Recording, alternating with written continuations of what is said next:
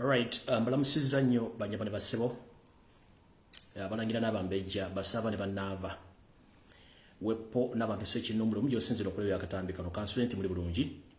Yes nange ndi bulungi nga benda basubiza nti ku ssabiriza ennyini ez'akamugezi kaliro nja kuba ntumbudde era nga ndi mutaka era nange saagadde barwisa n'entumbula mbudde bwennyini. Alright, consultant buli omu oli bulungi gy'osinzira okulabira akatambi kano. Eyakatuuka nkulamusizza ekyokkola okimanyi tambuza akatambi kano katuuke ku buli omu. Information ina nyingi jinjala bategeeza olwaleero era kyova olaba nabagambye mujje mbungi mutegeeze bannammwe nti omukulu atumbudde. Nga bulijjo nsooka babuuzaako buli omu gy'asinzira okulabira ebintu bino n'okuwuliriza oba akatambi okawuliriza mu voice note oba okalema mu video etambula nkulamusizaako njabonesimu consultant buli bulungi nange ndi bulungi. Olunaku olwaleero lunaku lwa kusatu enaku z'omwezi ziri 31 omwezi gwa 8 omwaka 2022. Nga bulijjo nsooka kubalamusaako mbalamusizaako banyabane basebo abalangira n'abambejja basava ne bannava pona buli mutuusa ennyino munajjo osinzira okulabira akatambi kano era okusingira nansooka kutumira ku bannayuganda mwenna abali emitala w'amayanja abali mu America buli ssaza lyonna mwosinzira okulabira akatambi kano okutumiddeko nnyo abali mu ggwanga erya Canada buli katundu konna oba buli kintu kyonna ky'omu Canada kutumiddeko nnyo wonna wooli abali mu ggwanga erya Mungereza buli kibuga kyonna mwoli kutumiddeko nnyo abali mu European countries namwe batumiddeko nnyo anentumira ku bantu abali mu Middle East mwenna mbalamusizaako banyabane basse buli omu gy'oli mbalamusizaako nenamusa ku bannayuganda mwenna wangalya mu Asian countries mbalamusizaako buli omu gy'osinzira okulabira mu Asian country mbalamusizaako bwenvaawo nenzijja ku luka lwa Africa. Mbalamusizaako banyabane basebo abalangira n'abambejja basaba ne bannava na buli omu nasa kino by'osinzira okulaba akatambi kano ku luka lwa Africa. Naddala mu basinzira mu ggwanga Uganda buli kibuga kyonna na district yonna gyonna mu Uganda mbalamusizaako consultant buli bulungi nange ndi bulungi era batumiddeko. Nga bulijjo nsooka ne mbabuuzaako malubabuuzaako n'entandika okujjako njala sooka okutwala awo okusaasira kwange eri famire z'abagenzi mwenna abafiiriddwako abantu baabwe mu bbanga lino nali tubadde mu mwezi guno kitalo nnyo ddala naddala abaana abawangaalira mu Middle East ng'agenda kukuba kyeyo Katonda n'akujjulula ng'oli mu Middle East famire zammwe bambi nsaasidde nnyo n'abagenzi Mukama bw'ekimuli eky'emirembe n'ekitango ekyolulwa kiba kiri mu tebenkera emirembe ne bwe basobako byonna Allah yababakingiriza ffe ng'abalya mmere tulina kye tuyinza kugamba okuggyako baagaliza okutuuka obulungi kubanga enjawulo ya budde ffenna tujja kutuuka mu budde bwe bumu so mwenna butyo bwe mbakuŋŋaanyirizaawo. Nga bulijjo nga sinatandika video ya leero njala sooka sinatandika kalo njala sooka muntaagingira abantu bano njala muntagingire abaana b'obulenzi n'abobuwala mwenna abali ku TikTok.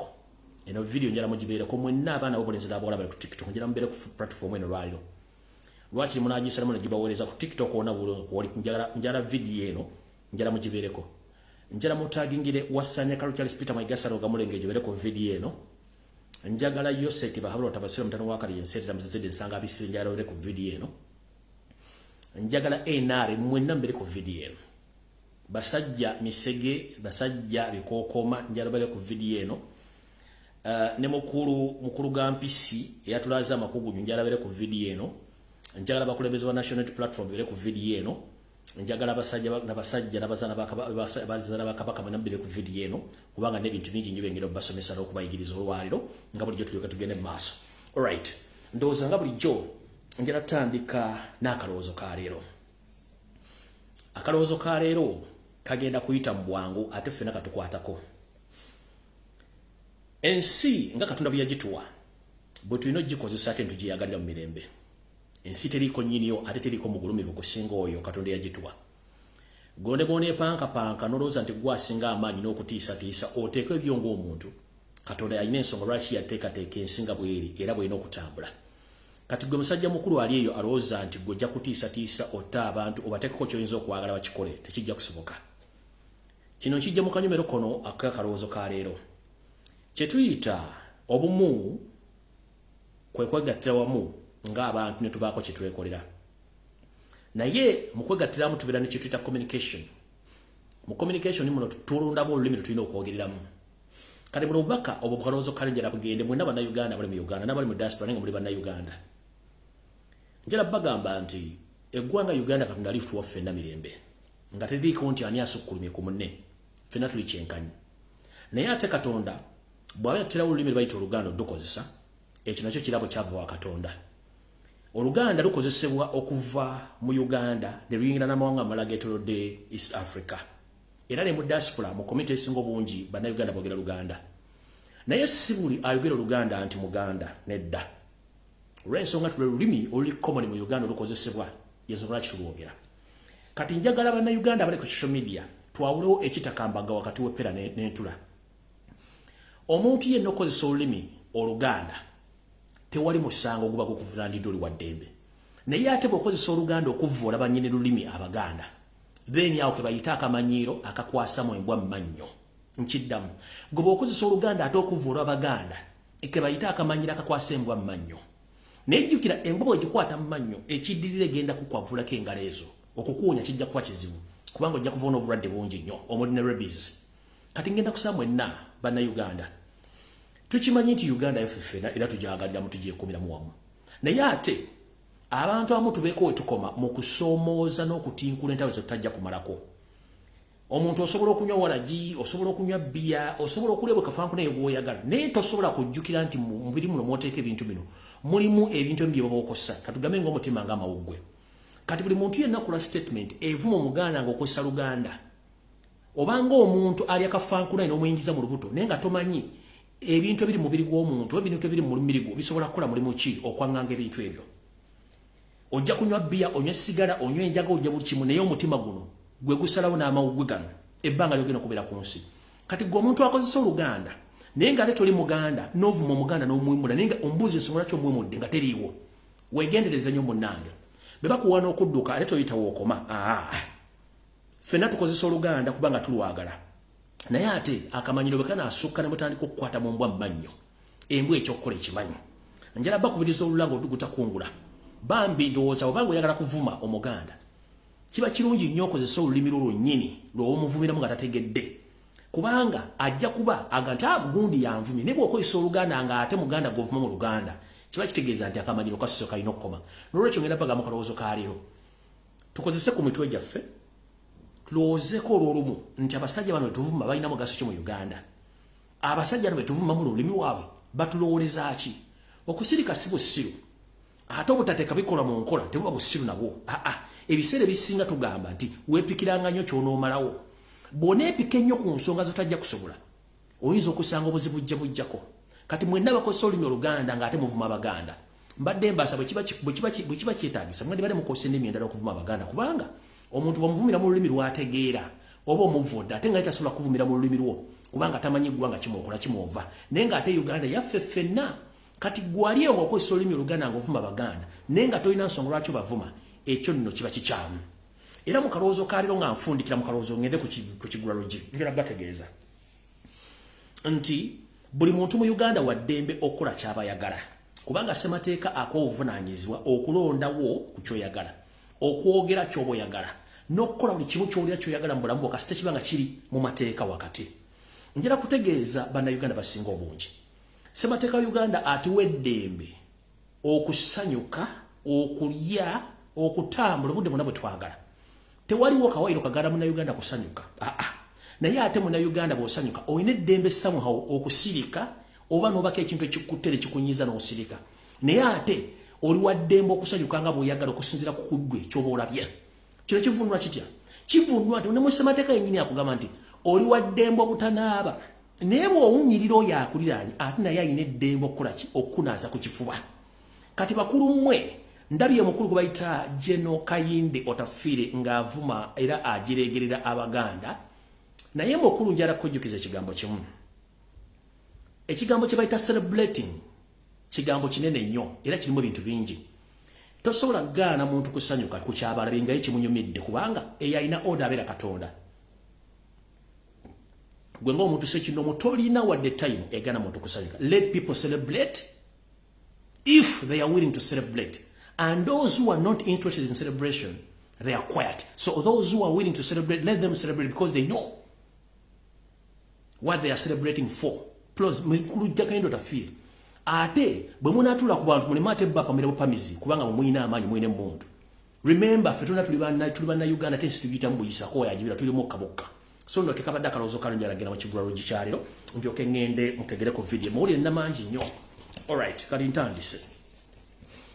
Ekigwaro gikyaliro njala kigende eri mwenna abali ku social media namwe abavuddeyo okuwalampa n'okuvuma buli muntu yenna eyetaagisa. Nzize butyo nga mbasomesa ekigambo kye tuyita buzabuza ofuge n'okubuza amawulire nga mulowooza nti kyakusanga. Kati olwaliro njagala mwotaagingira abantu bano wammanga.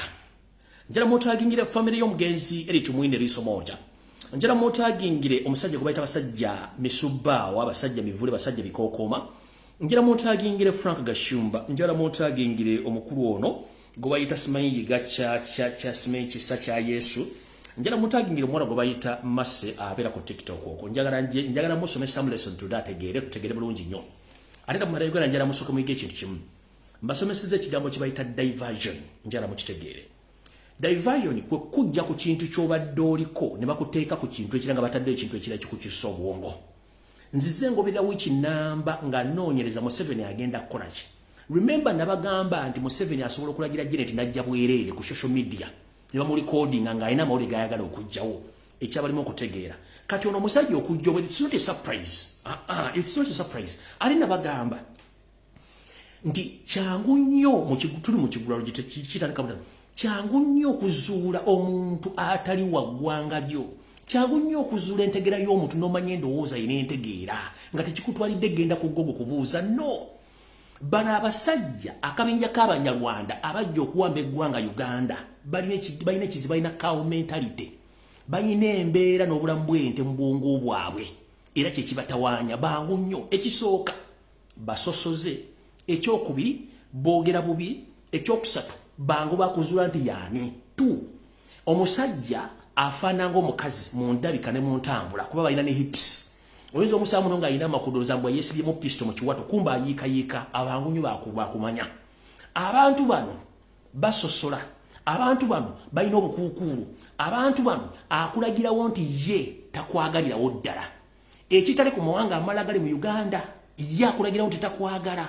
Kati kyenjala mutegere nti abantu bano bangu bakuzuula ate bangu bakutegera wajje basibuka ne bwaneetuma amanya simanyi yaani era omutegererawo nti ono ke kabinja k'Abanyarwanda kajja okuwamba eggwanga Uganda. Kati njala kabasomesa mu diversion yali musiko mutegere bulungi nnyo kye bayita diversion. Katugenze maaso munnange lisomo gyono Katonda bwe yamututte omujjula amuwumbuza emirembe gye yamututte naye kati kuno okubajjukiza mu kigulalo njala basomesa ekigulalo gikyale mu kitegeere kisookera ddala.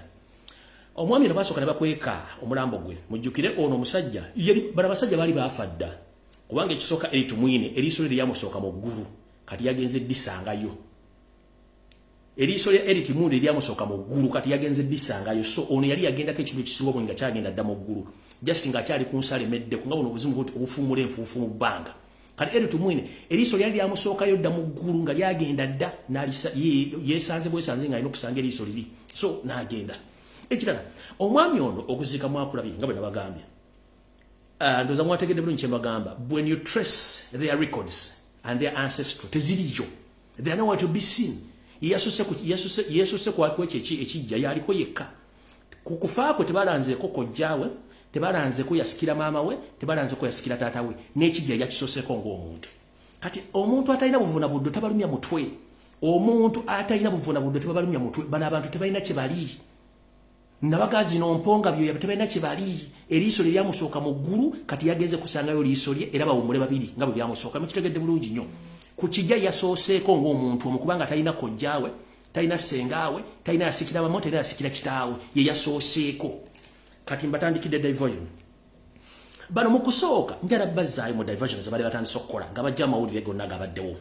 Jjukira bakyali ku kigundu kya Uganda Airlines okujja amawulire akubona okufa it's not news ono yali yafadda. Eriiso lyamusooka mu ggulu kati yazze luvannyuma oddisanga. 1.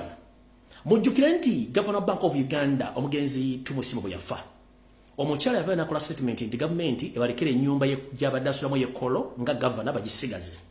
Nekigaana okukwata nti kikuba. Kati what we call a premeditated statement Museveni zaatuma abantu bano okukola. Na kino bakikoze bakimanyi nti mugenda kibuukira.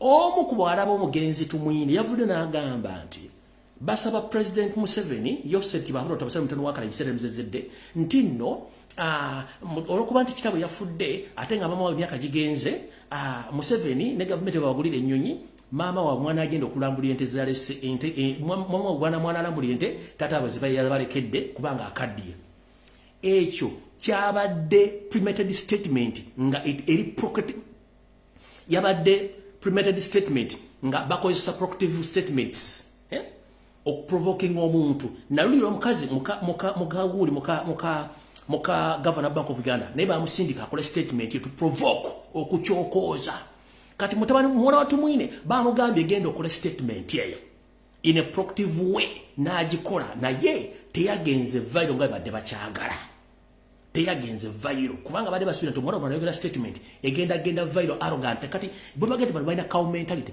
balowooza nti to provoke Ugandans it will cause commotion or chaos in the society. But for us, we know who are they. Obongo bayino obongo butononyi bwa katiuni. Kati omukyalo byakoze statement negano kwatayo. What went next kyechazeko?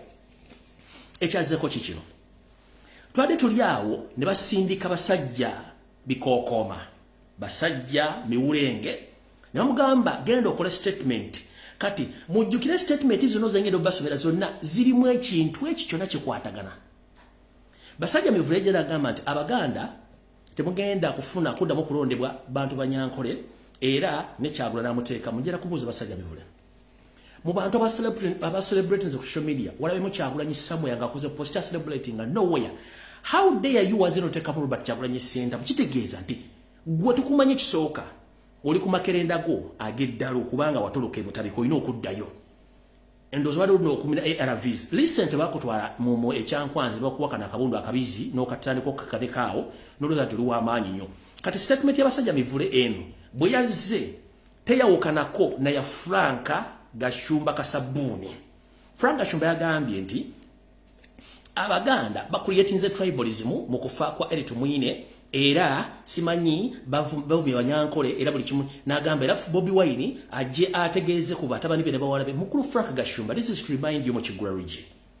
Kyagula ntayina mwana gwazala mu Uganda mu politics. Kyagula nyina Solomoni ayina Solomoni no nabana ayina bana basatu by the way no in fact basatu bana whatever abana bano Kyagula nyibazala abasigadde mu social media tumugobera bugobeza tayina ko mwana tena ngagenda kubira simu abana bana ba social media including mitwe erowoleza tuli bana Uganda kati goboloza nti Kyagula yagenda kubira abantu bana bagende bali makusirika ku buli munsi ya omala biseera kubanga statement mwafunye ye muka. This is to remind you nkutegeeze mukuru Frank Gashumba nga sikuvode sikuvumye statement ya Gashumba statement ya basajja mivule statement eyono musajja kamayize yange mbera labi wano saga sigina kuzanya statement yo na just njara balaga olongera mu describing abwenti statement yono mugira bwe yabadde ono oyo statement yoyo musajja kuba sagala mwogera manyage mugira bulungi statement yoyo gye yakoze oyo statement teyawukanako na ya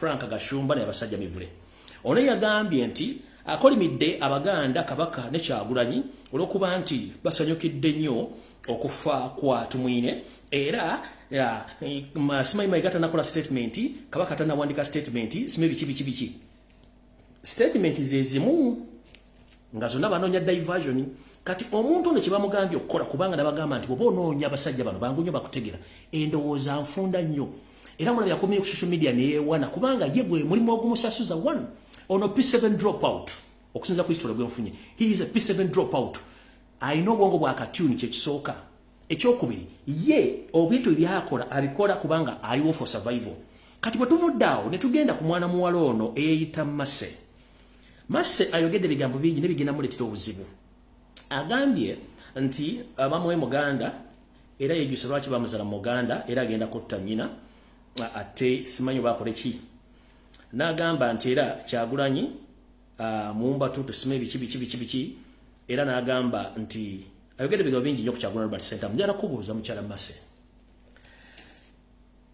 nange wali onvumyeko nenkuleka nenzija ku platform nenkuwa n'amagezi how to survive into biro byonna but statement gyokoze olwaliro genda gyejjusa emyaka gyo gyonna kubanga Kyagulanyi tannakulumbako tannabeera mu celebration zonna naye zino ovuma Abaganda naye njala kugamba teri muganda mukazi azala muwala musiru kinonyerezeeko. We don't produce dense kids.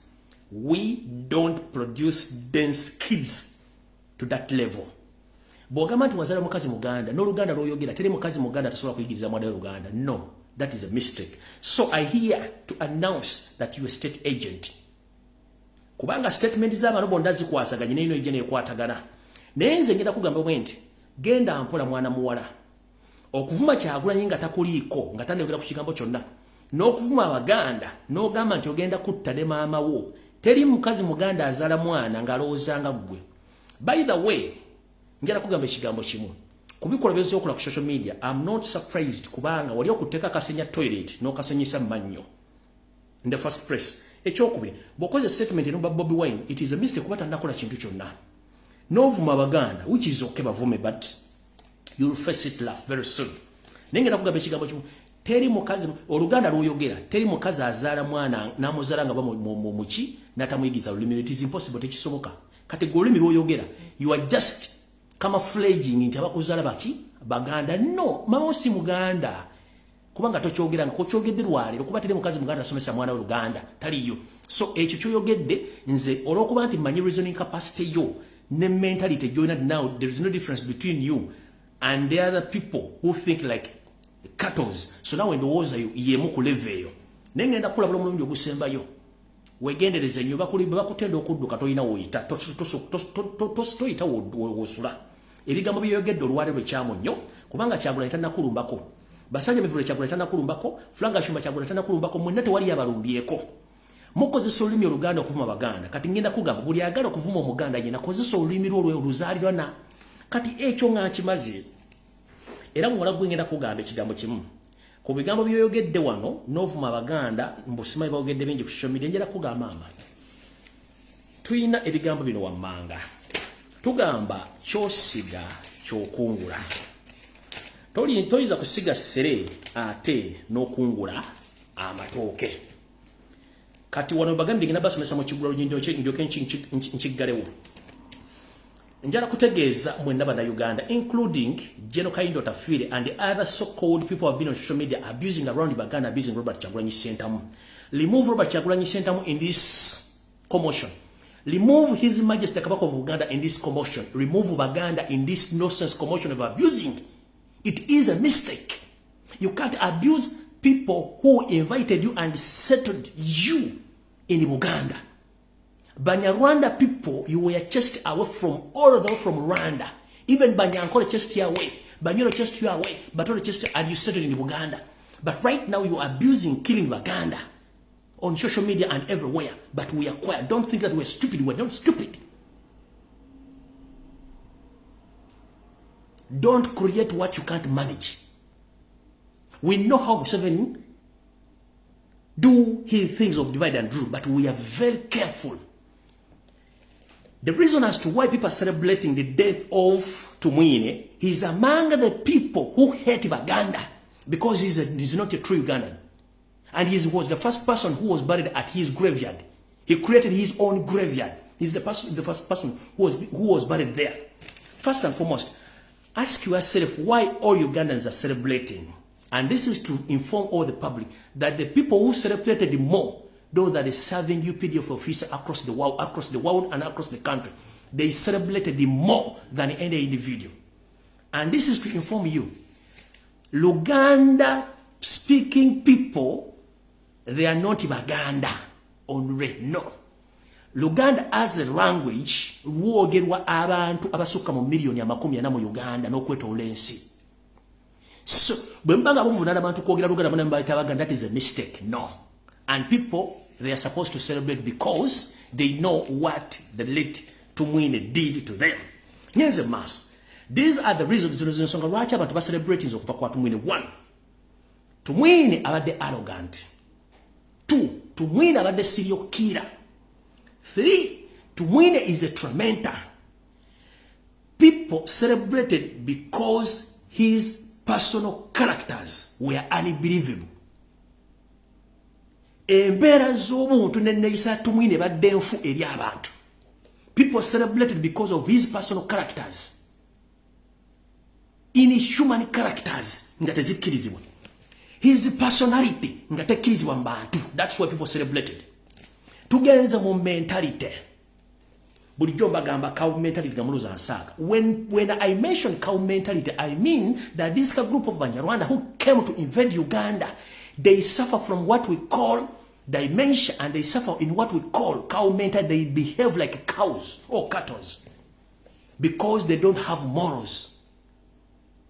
Bafu kati mentality, action, personality ne characters z'omuntu yensonga lwaki abantu ba celebrating. Before you attack anyone, first ask the question, why people are celebrating? We've lost so many public figures in Uganda, including politicians, religion leaders, cultural leaders, business personnel, but no one has ever celebrated that people are celebrating right now, because this gentleman, his personal characters are unbearable. His personality is unbearable. The capacity, the mentality is unbearable, and the actions are unbearable. So whoever abusing you, whoever criticizing people's celebrations, wumuze ntwingiriyo, wumuze akatuliroko wansi, wumuze ngalabyo wansi, let people be. The day will know that people are good to celebrate. People started saving money because they are waiting for other equalizer, and soon the equalizer is coming. You'll get to know abantu bako. Ngenze maso. Njagadde kubategeeza kintu ekyo, then ndio kengende ku information endala. Information endala eri wakati njala motagina no salonga mulengeja wasanya. Before nga sinagenda ku baluwa gya wandiise. Kuba information ina nyingi nnyo wano. Ekigulalo jinchimaze kati ngenze ku information eyandeese. All right. Wasanya Charles Peter Mayiga salonga mulengeja. Kansulenti video no ko oli kuba muli banji mbalaba. Ne ku platform zenjawulo. Olimba wanga gaba magulumero olwalero mwokajjalidde nga kamuje ali ku malaalo. Munono nga wakoze ebintu bingi nnyo okutuukayo. Mu kiro mwe mulina okwetikka abantu ba state agent okubatwala. Muno mwe mulina okutwala abantu batategedde nti ogenda batwala nenga bagenda kubanga bafuna enkomerero byabwe esembayo. Abantu bwatutte mu Europe kiri ku record nti ensimbi z'okozesa tezibangawo. Era yensonga lwaki nti gwe abantu abasinga obungi watutte. Muno mwe mulina minisita ba Kabaka bwatutte abafulumiza family zaabwe. Nawe kenyini ntegezeddwa kuti family members ababo bafulumira mu nkola eno era mulina beeyo nga mulina kisalira mu ntamu mulyoke mukole ekiddako. Era tugenze maaso nentegeeza ne baminister abamu be watambudde nabo bafulumiza abaana baabwe kubanga amanyi kyekiyinza okuddako in case nti balangiri ni Ssaabasajja Kabaka aseeredde. Era otogere stars no amajinga bwe nagoogerako ne gasooka geetoolamu gaakomyewo ku nguudo ez'enjawulo ne ku roundabout nga geetegekera ku kintu kyonna ekigenda mu maaso mu Buganda. Naye tubala bulungi nnyo biki ebigenda mu maaso mu Buganda kuba tubitegeera. Wetwogerera olwaleero Charles Peter Mayiga state fund zoyina zoli mu kusasula abantu okuba nti okola kye tuyita diversion era ng'oli mu kola functions eziri mu Europe wepo ne bweru w'eggwanga kubanga osasula abantu okukola emirimu egy'enjawulo tukitegeera bulungi nnyo. Naye basajja ba Kabaka mwenna abali mu Europe kambabuulire kino mukitegeere bulungi nnyo. Bw'obanga oli mukulu wa kika nga watambudde ne Charles Peter Mayiga olwalero luno nkusaba nga tonna linnya nnyonyo kudda waka sooka ogende weekebere. Bw'obanga oli mukulu wa kika nga watambudde ne Charles Peter Mayiga genda weekebere nga tonna linnya nnyonyo kudda. Muno mwe muli omukulu w'ekika ky'Engeye n'omukulu w'ekika ky'Engo. Bw'oba watambudde era ng'oli ne Charles Peter Mayiga nga tonna dda Uganda sooka weekebere. Nammwe abantu abagenza ne Charles Peter Mayiga abamu nga temunnadda Kampala musooke mwekebere embeera zammwe ez'obuntu olw'ensonga nti mwandibanga temukitegeera kigenda mu maaso n'ankola ya Museveni kubanga ye bw'ati bw'akola ebintu bye. Alright, kati njagala genda mu maaso nsooke mbategeeze. Ssaabasajja Kabaka ku lunaku olumu yavaayo busimbalaala ku mukolo gw'omubulange Mmengo n'agamba abanja gavumenti y'omumpembe Yoseti Babalota Baserikale wa Kalekezi embalirira y'abaana n'abantu abattibwa mu kwekalakaasa okwaliwo. Naye okuva ku release statement eyo ebizibu byo byatandikira. Kati mukulu Charles Wasanya Kalole Mayiga nagamba ddala abantu oli musajja Munyarwanda abantu era nga bawakana. Ne mbagamba oli kamu kakundi k'abasajja bano Early Commission. Ono si ekitaawo Salongo Sepirian Mukasa. Oyo si ekitawo Salongo Sepirian Mukasa. Ne Nalongo Rebecca. Kyese Mukasa. Si oyo. Ngabedda bagamba nti abantu bano bonoonyereza tebabula. Kawo mentality abajjudde. Era ku mukolo ogwo gw'embaga Kabonde na Masaka omukulu ono taata wono Charles Peter Mayiga gamulengejja ku mbaga era yaliko n'omuggo. Their symbol oba kabonero kawe bonna bana bakawo mentality muggo. The moment kastobola n'omuggo ng'omanya waje basiruka. Oyo Salongo Sepirian Mukasa kitawa Mayiga eyita Mukasa. Oli Nalongo Rebecca Kyese Mukasa. Ndoze mbaga mugiraba gye baliko ne kawumentene nga banga nti bantu babula kukwata muggo era omuggo gugo gwaliwo kwolwa. Kati owandiise ebbaluwa eno in the response kati njala kubuuza. Ebbaluwa eno nga bwe ntegeddeko okusinzira ku sources zange okubiddwa essimu owandike ebbaluwa eno ng'okonfamiga ekintu Museveni kyatambuza ekintu tribalism. Naye ffe tukulaba. Tribalism Museveni yagisinga ate era tajja kumalako nayo. Njala tegeeza bana Uganda omugenzi Tumwine'S avunaanyizibwa ku mitwalo n'emitwalo gy'abanda Uganda ddala Abaganda mu Buganda abattibwa mu safe houses. Kubanga yakolanga operation mu safe houses zonna mu Uganda emitwalo giwere 10 egy'abaana Abaganda mu Buganda abaafa. Owandiise ebbaluwa eno naye nga bukyanga lubanga lwa Mindi tovanga okukola statement kubuuza abaana Abaganda n'abaana Bannayuganda abaakawambe bukyanga tutandikira obufuzi wano nga Kyagulanyi azze bali luddawa era n'abattiddwa. Abantu bagobeddwa ku mutaka tobogerangako kubanga okulya Museveni tukimanyi bulungi nnyo. Okubiddwa essimu eno owandika ebbaluwa eno era ogisindika mu mitimbagano egy'enjawulo ng'otaasa Mukama oyo Sete Babula otabasala butano wa Kalechezi ebadde bwete. Our attention has been drawn to the indiscipline exposed by Ugandans after hearing the death of our brother General Tumwine'S on 25th August 2022. Various videos on different social media platforms, especially on TikTok, have been inciting many people promoting tribalism in disrespecting the current central government officials. Agandibwati. Nti ebbaluwa nagiwandiise ng'asinziira ku biki ebigenda maaso naddala Bannayuganda abali ku mitimbagano egy'enjawulo bakoledde mu video obusoomooza n'okujaganya okufa kwa Tumwine'S okwabanga enaku z'omwezi 25 omwezi ogw'omunaana omwaka 2025 omwaka 2022 ng'okusinziira ku video obugenze ku mitimbagano egy'enjawulo naddala okusingira ddala ku TikTok nga bulaga nti bano abasajja n'abakazi abaliko bagezaako nnyo okusindiikiriza ekigambo kye bayita ekyokumalamu ekitiibwa n'okusindiikiriza obusosoze mu mawanga eri abakulembeze ba gavumenti eya Yoseti Babula otabasala butano wa Kalechezi etamuzizedde. Mukulu kansulete kiga kibata tribalism okimanyi kubanga wasomako oli munamateeka ate fun enough Mayiga wasoma communication oba kyetuyita mass communication no soma mateeka, but I fail to understand your reasoning capacity to the extent that you can't differentiate between tribalism and celebration. Nobody has celebrated the death of Tumwine'S basing on tribalism.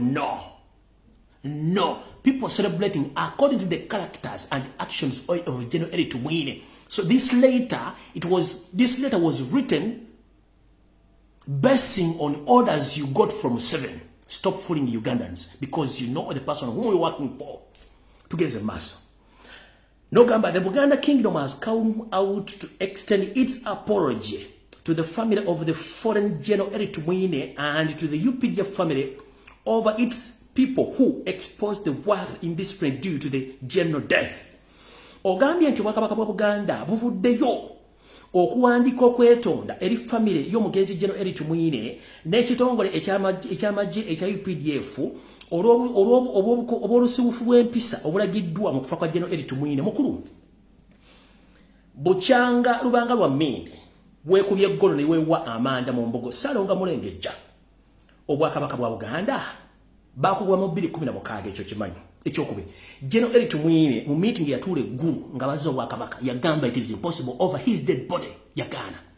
How many functions of Uganda have you ever witnessed Tumwine'S visiting Buganda or visiting Mengo? Gogamba yagana Buganda. When Kabaka came out to ask the accountability of people who were killed during the demonstration of arrest of Robert Kyagulanyi Ssentamu. What went wrong? Who apologized? Who apologized of the death of Baganda? Who has ever apologized? Before you wrote this letter, why didn't you ask your boss Museveni to tell his hooligan who came out and addressed himself to the public, condemning the Kabaka, your boss? Omusajja nalaga Buganda obwengula bw'amanyuma gwe n'owandika ebbaluwa ekisiru. Mukama bamukanamira, Kabaka bamuloga. Kabaka bamuloga. Omusajja n'atulaga amakugulu agataliko wadde lusalosalo n'abiteekamu ne Kabaka omulamba guno n'owandika ebbaluwa ekisiru. Munyarwanda gwe kikyotegeeza munyarwanda gwe. Kikyotegeeza munyarwanda gwe. Omusajja avudde n'akola video nalaga amakugunyu galinga ganvubu tegaliko wadde line n'akonamira Obuganda akonamira mukamawo gwe n'ovuga nti Obuganda bwetonda kuki? Obuganda bwakoze kuki? Kabaka yavudde n'akola statement ng'ecelebrating, kuliko Omumbejji yavudde n'akola statement ng'ecelebrating, kuliko Omuganda eyambadde atayabaganda celebrating. Luganda is just a wrong language which is used by almost 70% of Ugandans. So how do you write such a letter to the public? Buganda is apologizing. Bombo clad. Buganda is apologizing. How many Banyarwanda of your group have apologized to Baganda? Millions of Baganda were killed in the Royal Triangle.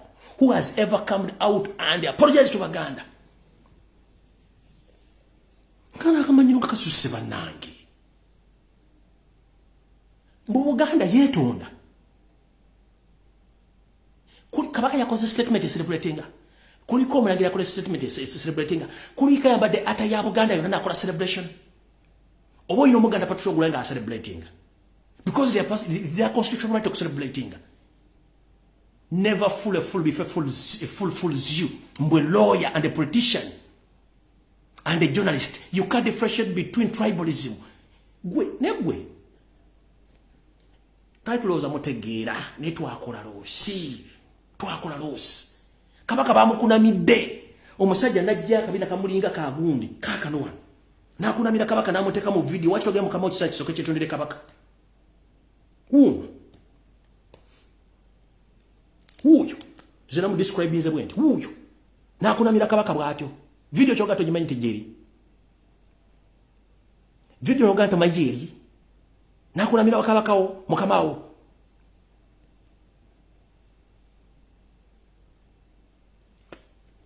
Let me teach you one lesson today.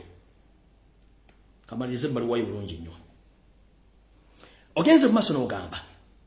Buganda won't forget the 27 people who started the NRM Gorilla War, where the pillars of the Buganda kingdom got regained its power by 1993 after losing it to Milton Ome Oboto in 1967.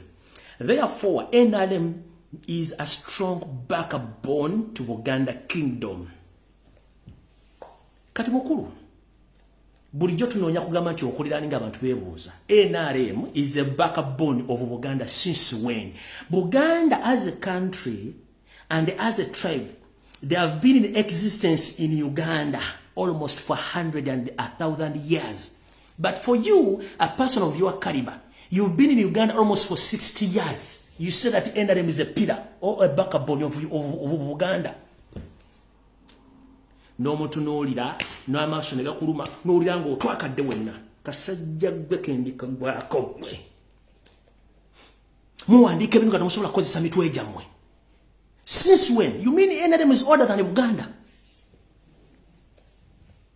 NRM is older than Uganda. Or NRM is older than the Ankole kingdom. NRM is older than the Busoga kingdom.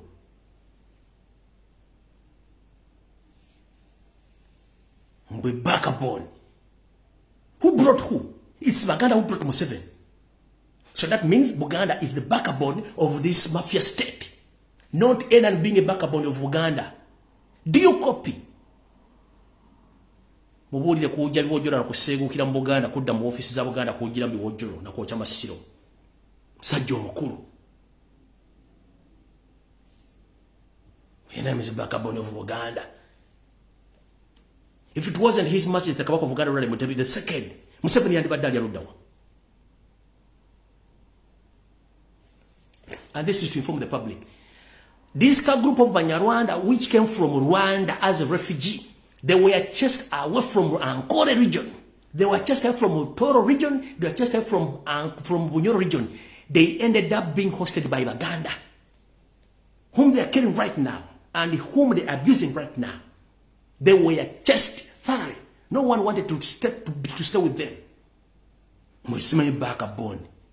Kugana omuntu n'olira n'akulemesa n'okulya emmere. Musajja omukulu mbuloya. Buganda should apologize. Nkulaba ngo komyo Kampala lokola statement musimanyi we're going to make a statement again Tumwine'S nga yayimira nanga tigena kuzobwa kabaka over his dead body.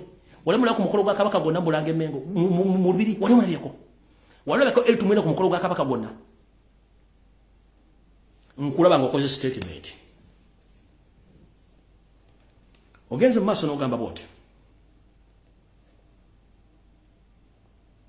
Not reacting to General Tumwine'S death came after the Katikkiro Charles Peter Mayiga was overseas on the official duty. Visit with the Buganda people there, but soon after his return, he will call a press conference about this matter. Press conference. You went on Museveni's mission to silence Baganda about the mission of assassinating Kabaka. We know that. And you went to camouflage that you are loved by Baganda people. No, because we know you. You dare come out and make any statement, we shall engage you physically. You will pay for each and everything.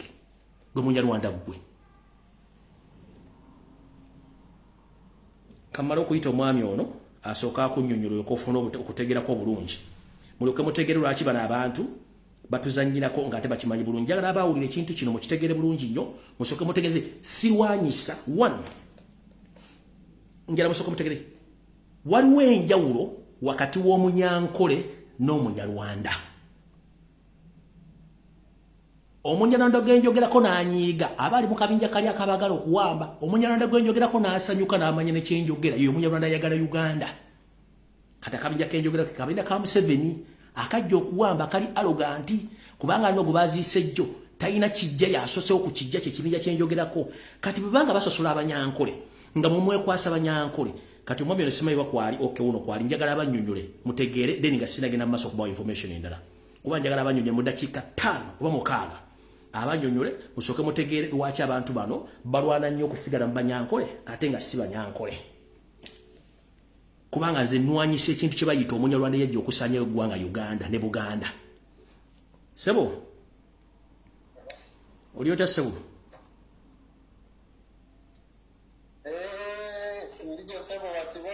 Ndi aho mbwenu. Ogumire Fred. Ngumire. Kati Sebo njagala osooka ombuulire abantu bano basooke bategeere ekitakambaga watu wepera n'entula. Abasajja bano wachi besiba Banyankole ate nga si Banyankole. Era babuulire nti wachi bubanga Banyankole wachi basosola Abanyankole mu dakiika 5 bategeeze tugende mu maaso. Okay. Nsago zikiriza nsooke namuseeko ku Banyakitara Banyankole. Omunyankole. Abanyabuzari n'Abanyamikago n'Abanyani biitu. Abagizi b'enkyukakyuka ninga shempinduka. Abanyankole Abakiga Batoora Abakongo abantu mwena ba Western Uganda mbwere twarza hamwe n'abaramusya mu izina lya Ruhanga simu nganziza kumulamwa omukuru Fred Sebo. Yes sir. Onose mtu wakayange bukabuka Uganda igimanyi bulungi. Yes sir. Naye nsaba okutegeeza abantu bonna abatuwuliriza nze ayogera ku ssaawa eno ndi musajja Munyankole. Omunyankole tipiko atari Munyankole go ow'okujinjajinjirra kandi n'Omunyarwanda kandi kino Munyankole kandi kino Mukiga kandi kino Muki ndi Munyankole kazi. Naye kyenjagala okugamba Bannayuganda Fred emyaka gyange nze nyinawo ngimanyi bulungi ndi myaka 5. Yes sir.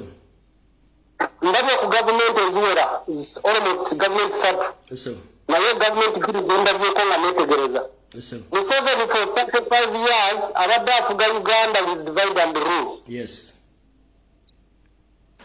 Abannayuganda batategeera Museveni ebimu ebisinga okulwanyisa Kyagulanyi Ssentamu Robert Ningashi Bobi Wine ekisooka nti Museveni bali bamastaringa ekintu kyabwe nti tewali Muganda yenna asobola kuva muntu mu centro n'abeera vibrant like the likes of omusajja mukulu Kabanga Semwogerere, Dr. Sebana Kizito, Alhaja Yogedde, n'abalala Apres Bambi, abantu abaali balina omusinzi.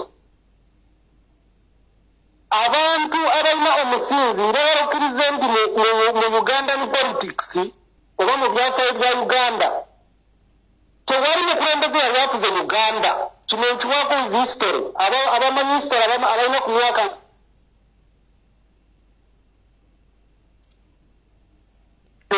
I'm sure this. Yes, sir. Tewali muku network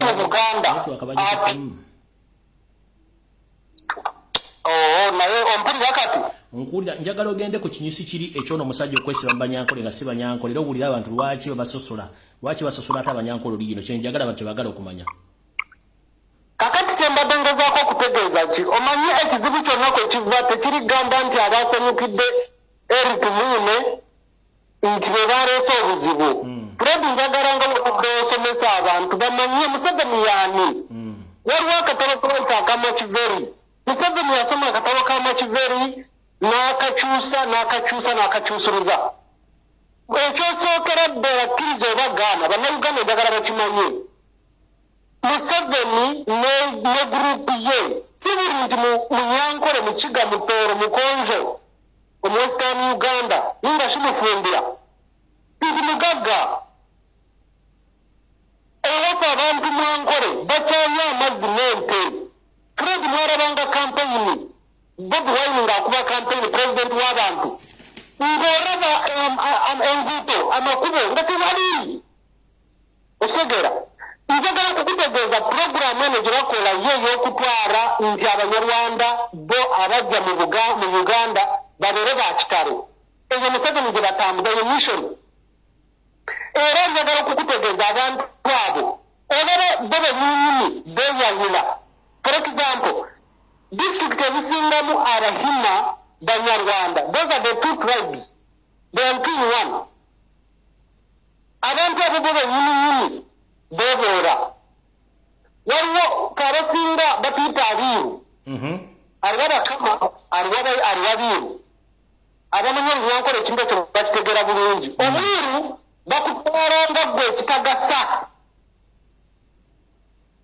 Naye ate Abiiru bayita Abiiru be bannansi mu kyo ki bo beetwala okuba nga bakitalo nga bwe walidde mwala wa Tumwiine nti baagala bagulye maama waabwe ennyonyi egendera Brente bo beetwala okuba nga bakitalo bo beetwala okuba nga b'amaanyi olw'ensonga zino wammanga ekisooka bamanyi nti balina ssente bamanyi nti balina obukulembeze ekyokubiri Bannayuganda njagala mutegeere ekintu kino buli muntu yenna gwewulira ava Kazo district Kiruhura district Rushere district Isingiro Ruhama abantu abo bonna abasinga those are Himas n'Abahima Abahima abo beebo abaawasangana Abanyarwanda abaava mu Batuusi from Rwanda. Those are Rwandese. Nga bw'oraba baatu Mukunde bano oliko minisita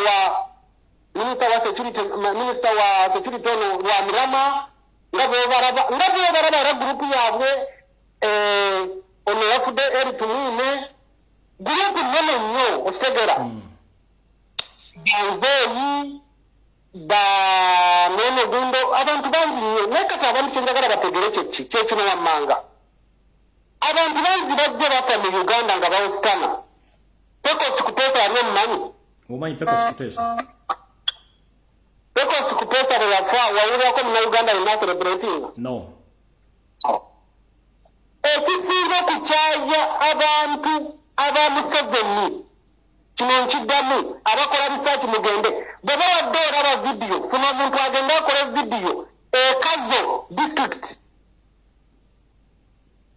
gye baziise Tumwine'S njagala bagende bakubuulire yazimbawo eddwaliro eya health center oba yazimbawo essomero no bannayuganda njagala baleme okubuzaabuzibwa nga bwe nawulidde waliwo ekisajja ekyo ekisirusiru ekivumenya Bobi Wine ekyo kigambo ekyo ekisiru bakiyitamu yivule ng'abanyankole banyiivu nnyo abanyankole banyiivu ki ng'abanyankole Kyagulanyi is a special man gifted from God Kyagulanyi yarabirawo dda nti intermarriage it will be the future n'ajja Mwankole n'awasa omunyankole kazi kandi atali omunyankole kazi oba okubiyita abanyankole betugamba abanyankole bebo ba Museveni Fred njagala okkiriza oba gaana nange naye amazima gali nti tegwali munyankole mutuufu original westerners abakwekireza omu Bugabe oba omu Bukama ningasha olw'enzururu omuntu ng'oyo munyankole bamukonje bamutooro ataasanyukidde kufa kwa Tumwine lwaki ensonga zino wammanga arrogance okwemanya okwepanka amalyo obutemu Fred Tumwine abadde akulira ekibiina ky'abatemu ekya safe house Uganda ina 39 safe house Mubende, Mutiana, Kampala, Wakiso, Mukono, Mbare, Mbarara, Byantombe, Rakai 39 safe houses. When Kyagulanyi achari president, achari member of parliament, ojukira vagenda side z'ekyengera okukwata ku safe house ezo. Abakumayo ba shot and kill.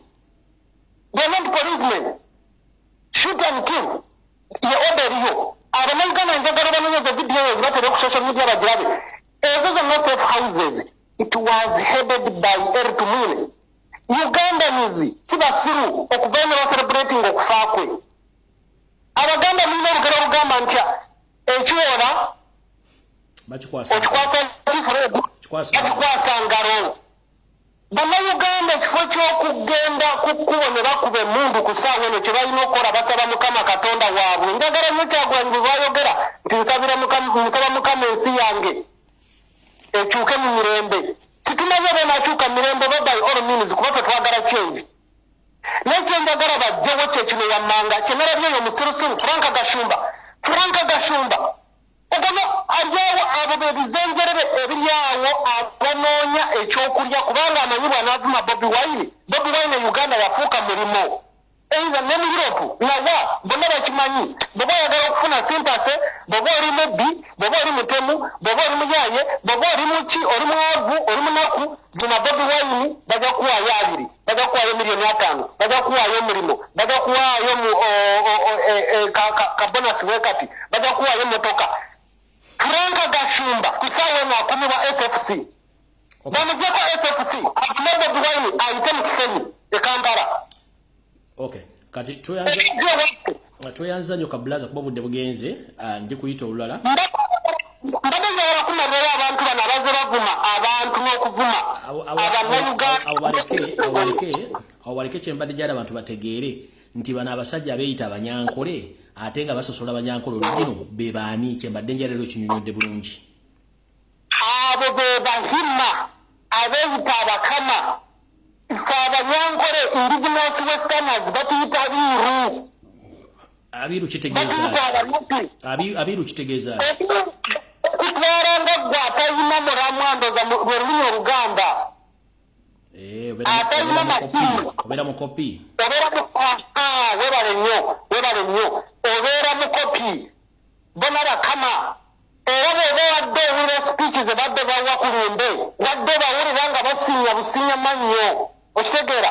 Naye nga njagala okukutegeeza disitulikiti ezo zenkumenyedde kakati ku ssaawa eno zigaseeko n'emubende n'ekiboga nawa bajjusizaamu bahima banyarwanda those are Rwandanese abatali bana Uganda tweyanza nnyo kabla era ndategeeza abantu bangi mu Western Uganda bembracing enkyukakyuka ya Bobi Wine era abantu bangi bana Uganda basanyukidde ekyokufa kya Eric Mwine. I'm the one of them. Okay. Ne family yangu nina abantu abasukka mu 10. We are happy, let him die. Everyone has it. Even me, I will be having my day. Ongati kwenda abantu bahemberera Abanyankore nga ninga saba Nyankore ngubabere batashemeriro nga Abanyankore batasemerire Abanyankore babakwaterire Abanyankore banyigire tewari wo Munyankore yanyize nti abantu basanyusoba Eric Mwine okufa. Eric Mwine abadde yagamba abantu a police has the right to shoot who? Nemukama alina amaanyi okukutwala kasoba ng'oli devo ngaye kati katulinde n'abalala bagende basale musare ba Museveni ba Geneti anti ebigere bizimbe ringa bomu bonna bajja kugenda. Okay kale tweyanza nnyo kablaza kale taata ndakwebaza naye nga nkusuubiza nti tewaliwo muntu alimbirira bwe babagamba nti nga mivura bwe yagambye nti Abanyankole banyigidde Kyagulanyi oba banyigidde abantu b'omu Buganda njagala bakkiriza Bobi Wine agenda kuba olukuŋŋaana ekaceeka enkya ninda si ekazo ninda si erushere waraba mu kampeyini Bobi Wine yayita erushere ewa Museveni yennyini gy'abeera Kiruhura district waraba ekyaliyo nga abantu bakuba mbooko temugendayo makiswaza abantu abo tewaliwo abaagala ng'abantu b'omwankole bwe twabagana mu 1980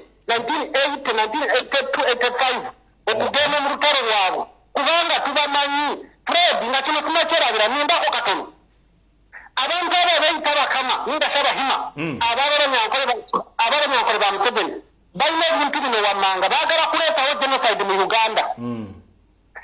Njagala kwamukosomesa abantu ekintu kino waliwo ekintu kye badrivinga right now muve ku bintu by'okukitwala lightly kubanga one of the people abadde bastopping ekintu kya tribalism abadde Bobi Wine nga yakikuba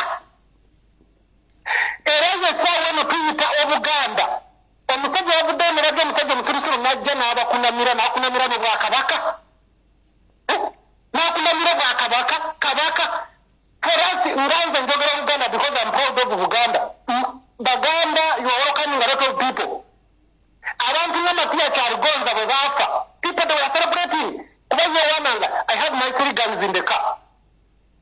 Okitegeera kakati abantu bano badrivinga ekintu kya genocide ekyali Rwanda mu 1994 Museveni akimanyi bulungi yakuliyetinga kino kikino ekirala Fred Western Uganda erina miliyoni 9 plus ez'abantu naye yasinga n'ababaka mu parliament ya Uganda. Can you imagine nga Buganda erina close to 15 million people naye yasinga n'ababaka abatono mu Uganda mu parliament. Abantu bakozesa bwongo ne bategera kintu ekyo bajja kitegera tweyanza n'olwekyo njagala bannayuganda bavemu ebyokuwoza ng'abantu abanyampi wali omusajja twokuwoza ekigambo banyampi abo babasajja mivula abo banyampi basirusiru abo Franka Gashumba abo nabo nabiiru ne beekoma abakama yesi baliyo babeesengereza babeeyogerezaako bulungi baagala kufuna kyakulya. N'olwekyo temugeza nze nkwedde ekyokulabirako oba ekyokusaba bwe baba bagamba nti MUP oba ningashi Abanyankole baganya Abaganda njagala Bobi Wine bamuganda ekyakola omukuŋŋaana mu kaceeka kaceeka ogimanyi stadium eyambarra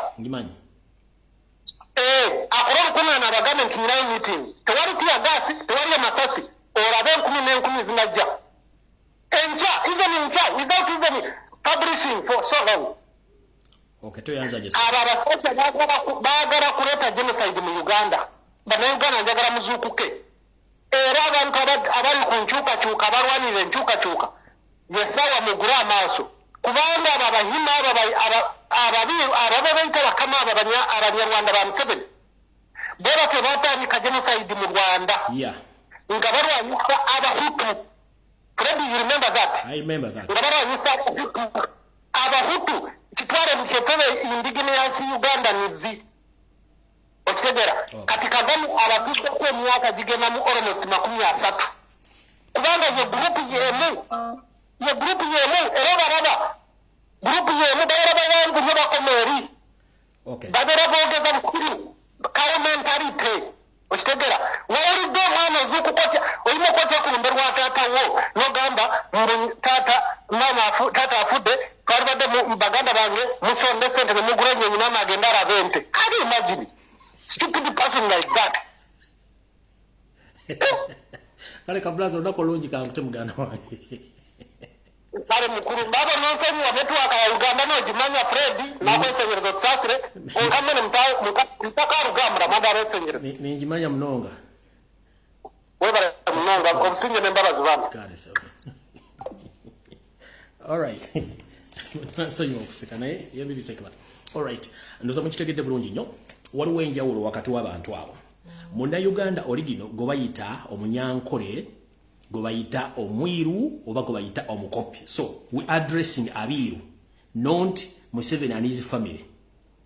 So nkiddamu, in Uganda as a country we are all unified and we love each and other person. We love each other.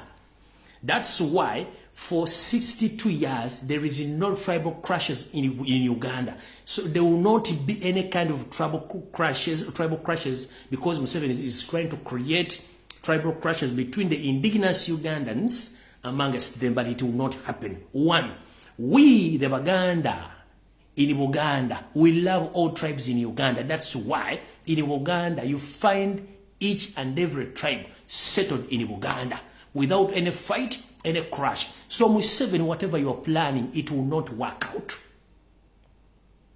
Just come out publicly and say that we, the group of Banyarwanda, we are against the tribes, all tribes in Uganda. But whatever you are trying to insinuate, saying that Banyankore, no, you are not a Munyankore and you are a group. The original Banyankore, those ones you called the copy, the poor ones. And I'm addressing those poor Banyankore, not you, the foreigner. Because remember, at the time when you came with your group in Uganda, many regions chased you away until you settled in Uganda. And if it was Baganda, you would have not been in that state house. So to what chintu chona kigenda kuleta genocide mu Uganda, mu Uganda kubanga tuyagala. Abanyankole tubagala, tuwasizzamu tubazaddemu, kati gwe ka tribal statement koko kola kovuga na zine embuzi zabitanga. Tekajja kukola. Kubanga Uganda ebadde onge gwanga, tewali gwanga lyali lumbe ko gwanga linali nga balwana no. Kati gwe kyagala kola tekijja kukola. Ne bono osomba embuzi ezabitanga, embuzi enzirugavu nozingiza mu Uganda zikole entalo. No. Remember, this is to remind you. Otalo na olusitula okimanyi nti mwe mufuluma fere tufuluma. Nkiddamu. Gwe musajja gwe. Remember, otalo na olusitula mu Uganda, oba Buganda, fere tufuluma tusigala wakati. Tuli mutima oba tuli mawugwe tetufuluma. Go fuluma ne babbiba no mufuluma. That's why previously I told you muzimbe buli wamwe mwagala. Naye everything will remain behind. So, mukozese mitweja mu before you end up like other people. Use your head. Omuganda tajja fuluma, omunyankole tafuluma Uganda, omuto tafuluma Uganda, omuteso tafuluma Uganda, omunyo tafuluma Uganda, n'omusoga tafuluma Uganda amawanga gasigala mu Uganda. Mmwe olwokuba muyina obubbi, muyina obutemu, mwajja kubba, mumugendo fuluma nga mbuyita mbuyisi. And this is to remind you. Let me state in English. Museveni, whatever you are insinuating, you are planning that you are planning a genocide amongst the tribes in Uganda, it is a mistake.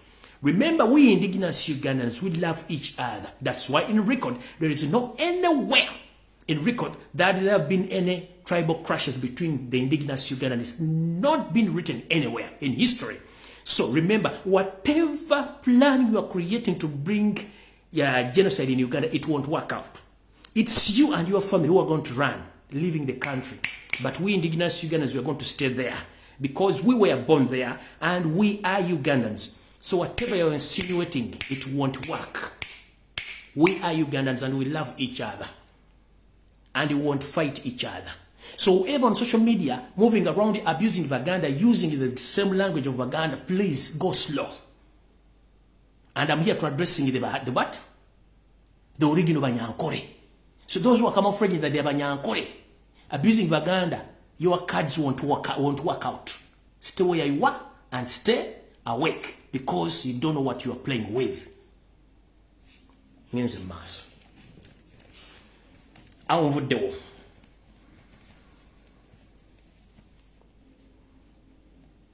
ekigambo kimu kyembadde bagambye nti mwegendereze nnyo naddala abantu abali mu Buganda. Mwawuliddeko akatambi akala kutambula ku social media nti bagenda gaba omukka ogufumbisa emmere oba gufumbisibwa okweyambisa okufumbisa mu mmere gwe bayita gas.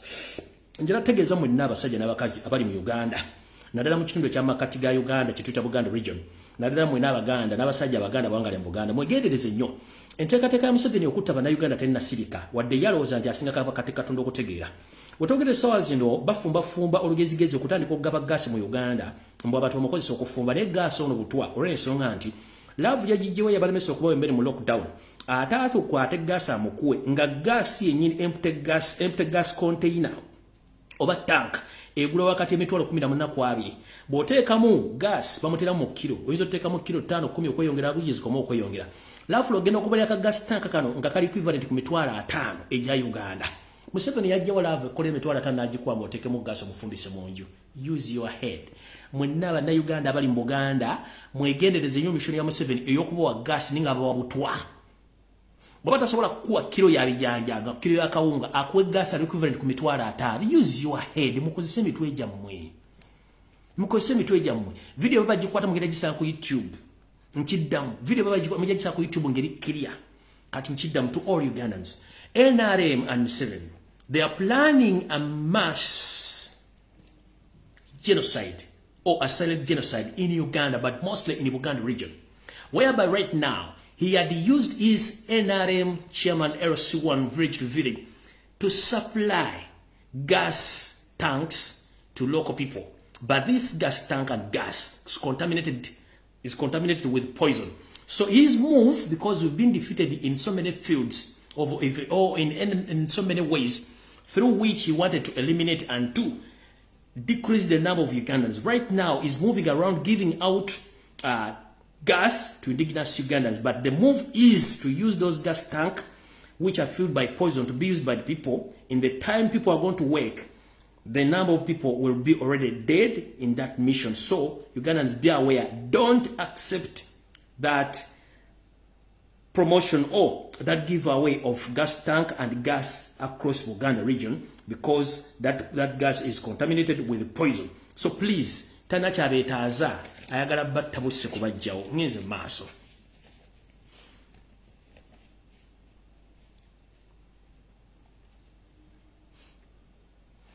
Njala tegeza abantu b'Ubungereza mwenna mutegere nti Yoseti Bahalo tabasema mutano wakali sete tamzezedde ngenda kuzo mwezi 10 omwezi ogw'omwenda agenda kujja Ebungereza agenda sinkana ba spy agent be buli kitundu kyonna agenda sinkana n'abayindi n'abantu bangi nnyo mu Bungereza.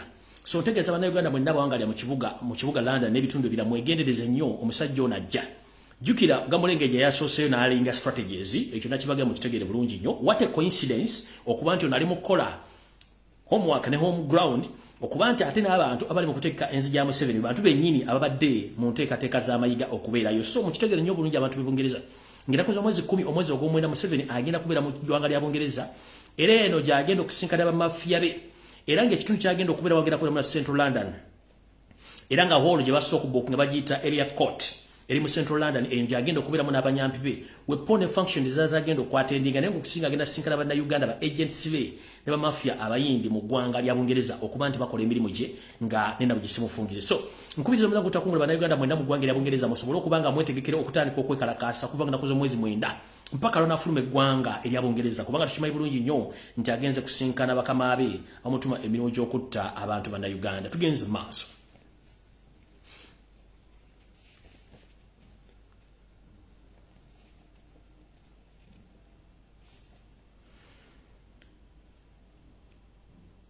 Mwenna bannayuganda abawangala social media temwewuunyanga abakungu abamu Mengo batandise okubagamba nti balwadde oba bali ku ndiri gye bujja katono era temwewuunya nnyo okulanga abakungu abamu Mengo government batandise okwogeza ekirimi eri mukama waabwe n'embeera ye ey'obulwadde. Muno mugenda okuba bakulu b'ebika ba minisita n'abantu sekinnoomu okukyusa olulimi era teweewuunya nnyo okuba nti n'abamu ku bantu abavunaanyizibwa ku bulwadde bwa Ssaabasajja Kabaka ab'ennono be nayogerako nga nabo batandise okukyusa olulimi nkiddamu. Teweewuunya nnyo ng'abasajja n'abakazi batandise okukyusa olulimi ku mbeera ya Ssaabasajja Kabaka ey'ebyobulamu era teweewunya nnyo ng'abamu obuvunanyizibwa ku bulwadde bwa Ssaabasajja Kabaka balina omujja bye nayogerako nga nabo bakyusizza olulimi kubanga ssente zaayisiŋŋanyiziddwa mu mikono n'okutiisibwatiisibwa okw'enjawulo okutandika okwogera Olufalansa eri obulamu bwa Ssaabasajja Kabaka kubanga Mayiga omulimu agukoledde ddala bulungi nnyo era akimanyi nti omulimu akola bulungi nnyo. Tugenze mu maaso.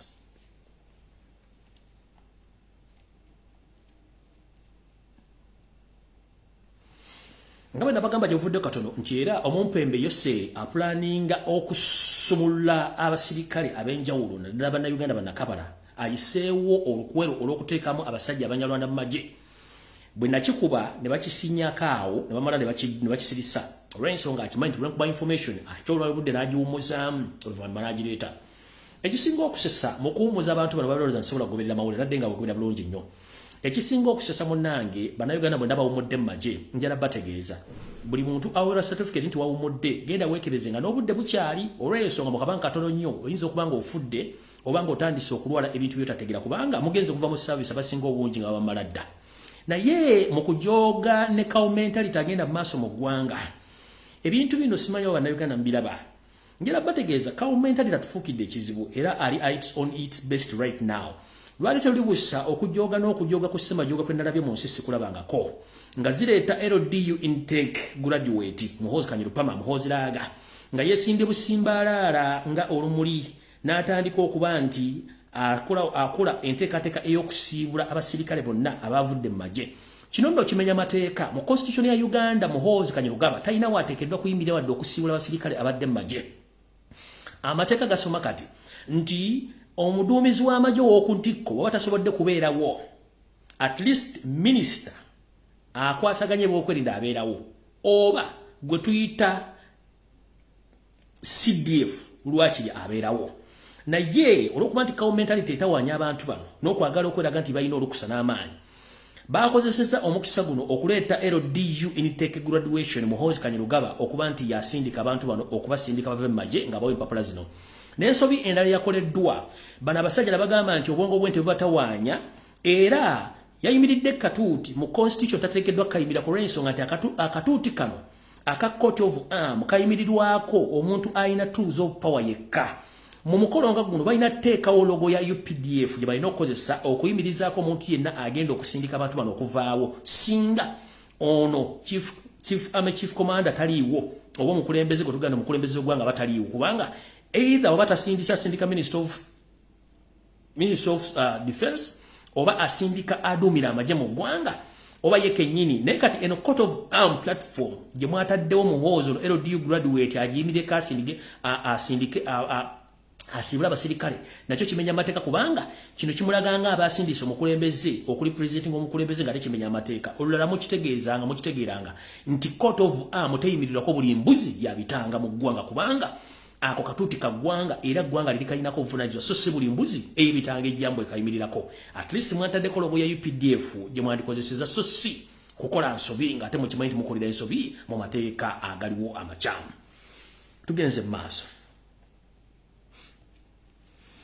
Wano wenjagala okubuuza ku Ssaalonga Mulengejja owandiise message ng'ogenda against abantu abali mu kujaguza okufa kwa Tumwiine era emu ku Namuŋŋoona oba ku emu ku njovu ezatulaze obwengula yavuddeyo n'egamba nti tennalaba bubaka buva wa Ssaabasajja Kabaka nga bukubagiza omugenzi Tumwiine tannalaba bubaka buva waani bukubagiza Tumwiine. Njala mubuuza oba nanjala kubuuza Mayiga bukyanga obeera mu Buganda emyaka gye bakusigamu ng'omunyarwanda osandika okubiga Buganda walolabyeko Ssaabasajja Kabaka magulu nnyondo ng'awandiika ebbaluwa ekungubagira omuntu yenna eyaliko mu nsiko nga yalwana entalo gwe tuyita war veteran ng'agiwandiise bwa mukungubagira nedda.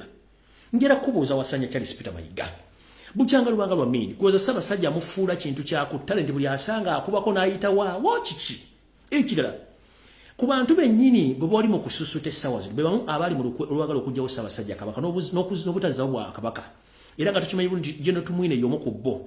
Ngera kubuuza mukulu Ssaabasajja Kabaka yennyini bamugana okubeera mu byobufuzi omubulooki mu kubeera mu byobufuzi kati ebbaluwa agiwandiika nga munnabyabufuzi munnamagye munnaki ate era Obuganda bwaddemba okusirika ku nsonga ezimu kubanga ziba tezibukwatako. Abantu abalina okuwandikira condolences messages zino ye State House n'abooluganda bakola beekwano Ssaabasajja Kabaka is less concerned si nti agenda kuwandikira buli mbuzi nti agiwandikire obubaka obugituko obikola ki ogisiibula kubanga yalaba alabadda mukowu bamutusiza mu bizibu bino yensonga lwaki musajja wa Katonda ali mu mbeera eno bweti. Bwe tugenda mu maaso era nkubuulidde nti abantu bangi abafudde mu magye n'ab'ebitiibwa bangi mu magye wali olabyeko nga Ssaabasajja Kabaka awandiise message yonna nga ekungubagira omujaasi yenna kubanga akimanyi be bantu bennyini abamuleetera obuzibu. Era tugenze mu maaso nkutegeeza nti olw'okuba nti ggwe n'akabinja kammwe akali mu Buganda ak'Abanyarwanda baabagoba ewammwe ne mujja mu Buganda ne bakingiriza ne mutuuka mu Buganda buli kimu ne mukikola kati mutandise kwagala batta beddi za Buganda. Naye njala kubuuza sooka weebuuze gwe ebikolwa emukola okutta Abaganda mubasasula okubayamba batuuza we muli mulowooza Abaganda tebalina checkbox mwe basobola kuwandiika kusasula kuddibwamu kubasasula mmwe abasasula essaawa zino. Njala kubuuza Joseere mu myaka bwe mwajjira mu Buganda mwasooka ne mutwala olutalo Muwankole ne bagobayo era yensonga lwaki mulina obusungu ne futukwa ku Banyankole be muyita abiiru be mwagana n'okuddiza obugabe bwabwe mubasemba maze mubagobye ku mataka abamu tebakyasobola kusoma. Era bwe ntunulira enkwezenge eziri ku social media ezeyita abiiru oba Abanyankole oligino nga zivuma Baganda mbasaasidde temuvuma temukimanye muddeyo musome byafaayo nga temunnavuma Muganda temunnavuma Munnayuganda yenna olw'ensonga omusajja ogw'omulwana musajja Munyarwanda eyagobebwa Mwankole n'obwakabaka obugabe n'abusaanyawo nga ye kennyini yayagala afuuke kabaka w'Abanyankole ekitasoboka. Kati mukulu abasajja bano baagobebwa mu Bwankole ne bagobebwa Abanyankole babagoba Abakigala babagoba Abanyoro babagoba Abatonda babagoba n'Abakonjo babagoba.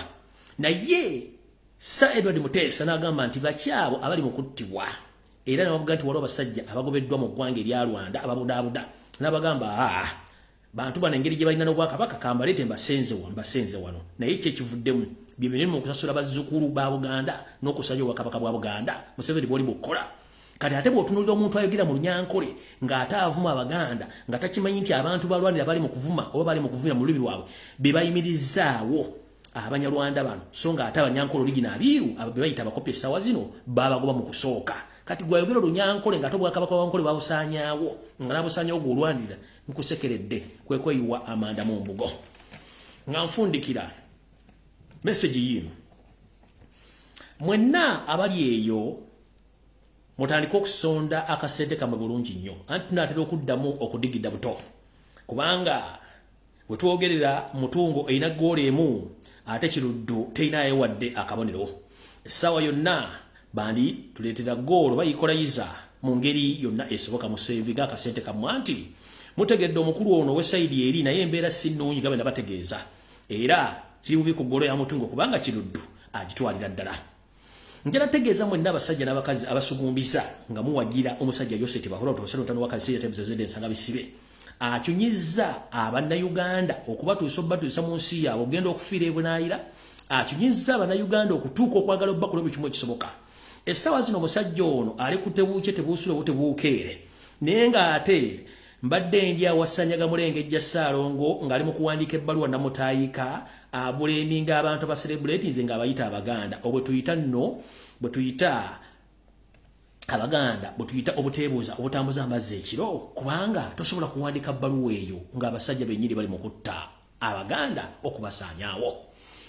Butyo Obuganda bujogeddwa ne busiimibwako ettoome.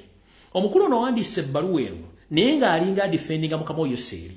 Mujjukire nti omukulu ono yennyini ne munnooli Kisawovuga gwe tuyita Salimu Sale y'omu ku baali mu lukwe olwokya amasiro g'e Kasubi ne bw'otwogera ge bagaana okuzzaawo bw'ombuuza ki ekyagaana okumazaawo amasiro atunda kyamulinga essalambwa eri ensenke kuba tajja kuwa ansa kubanga akimanyi mu bintu byonna ebigenze bibbibwa mu mbiri z'abassekabaka gye baawunzikibwa ebintu bino byonna Salimu Sale y'abirina. Amasengere g'abassekabaka gonna agabbibwa e Kasubi n'agabbibwa mu mbuga endala zonna bassekabaka gye baali bawummuziddwa. Amasengere gano ebyo byasigala bassekabaka bano Salimu Sale y'abirina byabadde awongerera ebbanga lino lyonna. Kati mukulu Salimu Sale yonna gy'oli njala kugamba bw'obanga okyaliyo ng'okyaweza obulamu ebitundu 2/100 nsaba amasengere gano gewabba ag'abassekabaka ogasaba oluwanga galukuwe maye musiruwala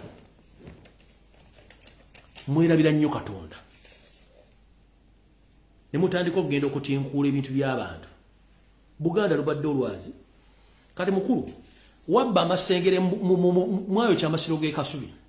Ne mubbamu n'amasengere ne mugatwala. Ne mugenda mu mbuge ne mubbamu amasengere g'Abassekabaka ne mugatwala. Naye lwaki tosaba amasengere gano gwatwala? Obulamu osokoberewo. Lwaki?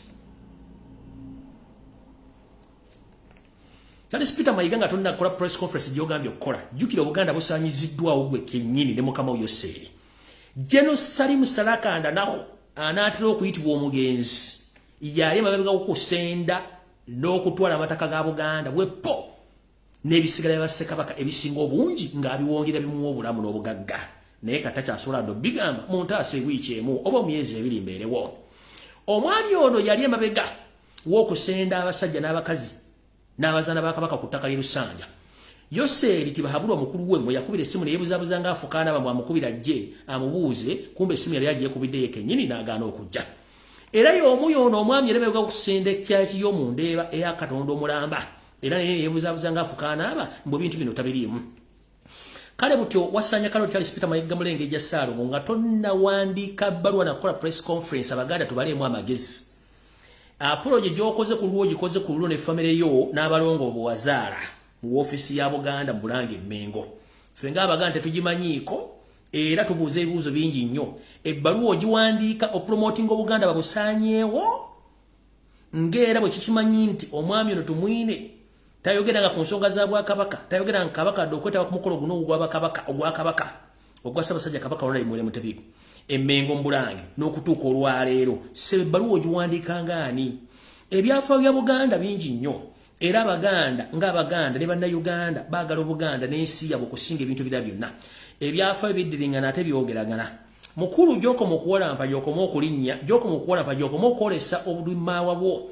Kyetugamba nno omusajja tuyambulidde nti mukulu singa abadde musajja nnyo ng'oyagala tulaga nti oli musajja wandi bati otulaga bwengula wandi bajjojja buzibu ati n'otulaga nga wafaana mu maaso tukakasa nga bw'oli omusajja. Olulala obanga oddamu okulaga ensi nti oli musajja tutunuze mu maaso bwoti otulaga akali enkoko n'obulimwa bwako tegeera engeri gye wakulamu. Naye kino kiwatulaze kino ekyegundi ekyenvubu tekina kye kitukolako mukulu. Eno envubu gye omusajja yenna atulaga bwenyi bwe ne tumanya obwenyi bwe buli butya. Naye gwe tulaga bino egundizo zino wante tusobola kutegeera. Ffe twagala omusajja gwe bayita omusajja otulaga akali enkoko tulage n'obulimaawa.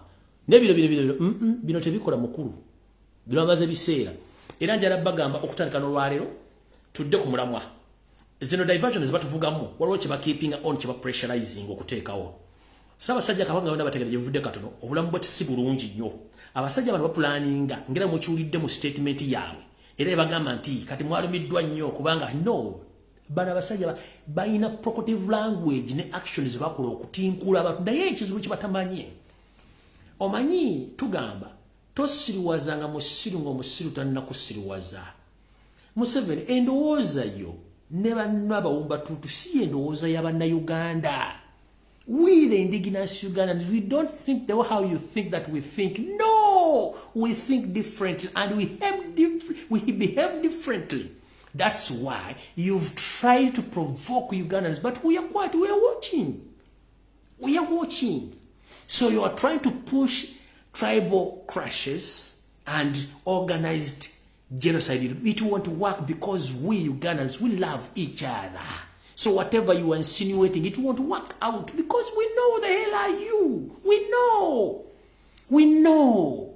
We know. For us, we can't hate Banyankore original. They are here. We can't hate them. We love them. And I was taught by the Banyankore, original Banyankore. I was taught by the original Banyankore. Mr. Buyinza, I don't know whether he's still alive and kicking in Uganda. Madam Turiamu, I don't know who are still alive and kicking at Navagarika Primary School. So I know who are the original Banyankore. They are humble and easy. But you arrogantly, you are trying to insinuate that to bring genocide in Uganda, it won't work out. We love Banyankore, we love each other, we love the Batoro, we love the Bakonjo, we love. That's why everyone settles in Uganda. But what you are planning to do, it won't work out. Use those stupid people to abuse, but for us, we are here watching, mister. We know who the hell are you. For us, we can't work on your pressure. Go and eat your mother something. We are here to stay. Cook whatever you are cooking, but you will end up being cooked. Cook whatever you are cooking, but at the end of the day, we are going to cook you. Hope you understand what I say. Yeah. You used to tell us to go and eat our mother something. You to go and eat your mother something. Whatever you're planning against Ugandans, we are here to stay. You will kill us in numbers, but we are here to stay. The more you keep on pressure on us, the more we get strong and we get to know who the hell are you.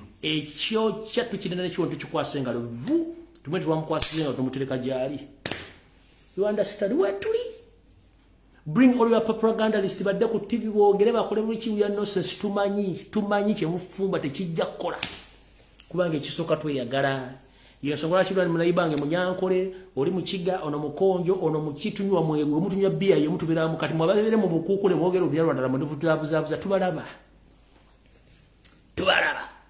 ate kibaluma kati muli ka TV mulya mufe ekinugu kibaluma mugambe embweno atenze ndimbwa ziri ezasooka ziri embwe njizi zimbwa zitezisuwa okitegera ndimbwa ziri ezitasuwa embwa ngewunyiriza okuva wano kilometers zisika wunyiza ekijja kati yenze okitegera yenze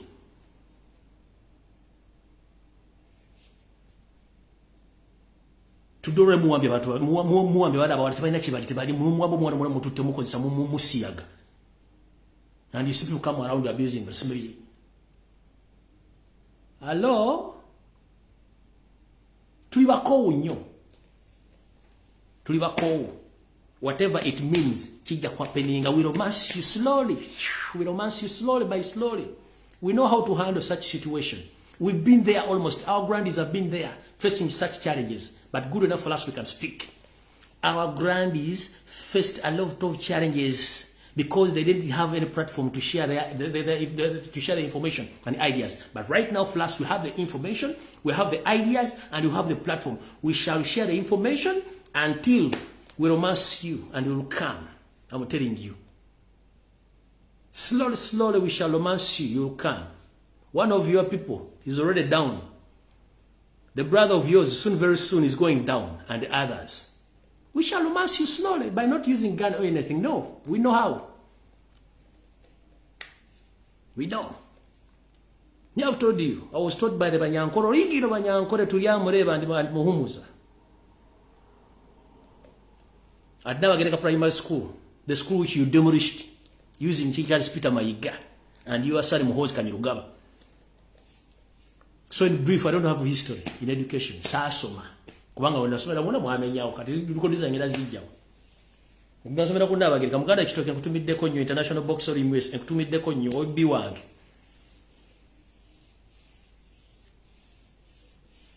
Nze njja batomera mbewulira. Abansomesa Banyankolo ligino bamanyi ngeri gye beyisamu so si mmwe. Abakwate nosoka nokola te ku ntebe. Bakwa mwayiga ofuna butambala kyokula nti okwata butambala buno obweru gije kaluda wakandu wanko. Nogira wono kwate bitambala nogira. Live no suleli. No, Abanyankolo ligino they behave and they have table manners. They have public manners. They know each and everything. Loja public wayamba de open shoes tubamanyi behaviors tezibula ka mentality temubula. You hold a gun and a stick. It's easy to identify you. So don't waste your time. Leave Ugandans alone. We've suffered a lot. Our grandies suffered, our parents suffered, and we right now we are suffering. So we are here to talk, to prevent and to protect our kids and our grandkids from your nonsense. You've destroyed the nation for 35 years. Your people get sick and being thrown out of the country. What happened to Uganda? You mean we can't build these hospitals in Uganda? The education system is dead. 90% of youth in Uganda are jobless, seeking jobs across the world. Investing money in getting visas, some end up being conned. You are the president. If you know that God doesn't consume pancakes, you would have left that office earlier. Because you are trying to place and to replace your son into that office. But it has failed because cow mentality is full. Look within your circle. Look within your circle, all your daughters are dense. Your son, an LDU graduate, dense. You don't have anyone to replace you. Now you are bringing these night dancers, Maisujui, Ruabogo, the night dancer, the butcher man, who's selling human body organs. Who? From where? And I'm telling the public right now, look for Nobert Mao. Look for Nobert Mao. I think Nobert Mao, he went for Windows update. Yeah, according to my sources, Nobert Mao, he went for Windows update. So, Simanyi Nayenga, according to my sources, he went out for Windows update. But remember, I warned him sometimes that when you came near to M7, you end up being slaughtered. And this is to inform the public. Whoever interested in meeting M7, you'll end up being like those people. Because when you meet Satan, too, you become a Satan. But end up, Satan doesn't leave evidence behind. He will swallow you. You understand? When you get near close to Satan, you become Satan. But Satan doesn't leave evidence behind. He will kill you. That is M7. And I salute all police officers across the country. Thank you for serving your country and serving the people of Uganda. Please keep on serving Ugandans, because you know all the DPCs and the RPCs all about Rwanda. For them, they're getting salaries, but for you, don't get salaries. So please, try to protect Ugandans, because you have a long way to go. And some UPD officers who still love their country, please, thank you very much for serving your country, but time is now. You should leave this country to be messed by these foreign Rwandese. I salute police officers and some active UPD officers and some all political activists across Uganda and diaspora. Thank you very much for demonstrating. Thank you for loving your country.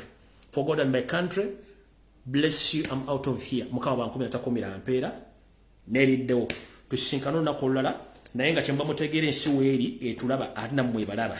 So whoever using Uganda to abusing Baganda, you need proper Windows update. Nchiddamu. Whoever abusing Baganda, using Uganda, you need proper Windows update.